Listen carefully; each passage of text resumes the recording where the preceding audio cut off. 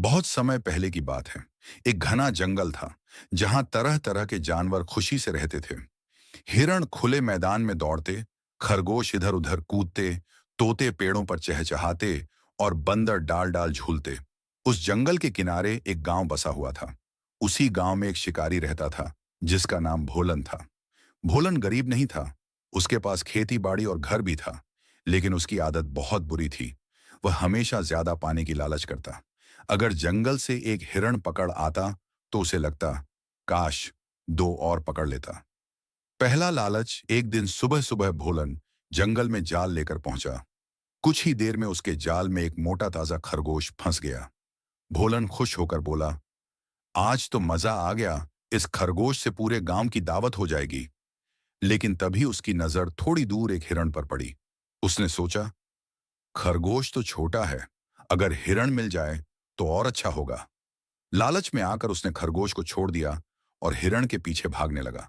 मगर हिरण उसकी आहट सुनकर तेजी से भाग गया। न खरगोश हाथ आया, न हिरण। दूसरा लालच, थोड़ी देर बाद वह नदी किनारे पहुंचा। वहां उसे एक पेड़ पर कबूतरों का झुंड बैठा दिखाई दिया। उसने जाल फैलाया और थोड़ी देर में सचमुच जाल में कई कबूतर फंस गए। भोलन खुशी से उछल पड़ा, वाह, इतने सारे कबूतर! अब तो मैं बाजार में बेचकर ढेर सारा पैसा कमा लूंगा। लेकिन तभी उसकी नजर नदी में चमकती हुई मछलियों पर पड़ी। उसने सोचा, अगर इन्हें पकड़ लूं तो और ज्यादा पैसा मिलेगा। वह कबूतरों को वहीं छोड़कर नदी में कूद पड़ा। पर जैसे ही उसने पानी में छलांग लगाई, मछलियां फुर्र से भाग गईं और पीछे कबूतरों ने भी अपने पंख फड़फड़ाकर जाल तोड़ दिया और उड़ गए। फिर से उसके हाथ कुछ नहीं आया। तीसरा लालच, भोलन अब और भी चिड़चिड़ा हो गया था। वह जंगल के अंदर और गहराई तक चला गया। वहां उसे एक पेड़ पर शहद का बड़ा छत्ता दिखा। वह बोला, अगर यह शहद ले जाऊं तो गांव वाले मुझे बहुत पैसे देंगे। वह छत्ते पर डंडा मारने लगा। तुरंत सैकड़ों मधुमक्खियां बाहर निकल आईं और उस पर टूट पड़ीं।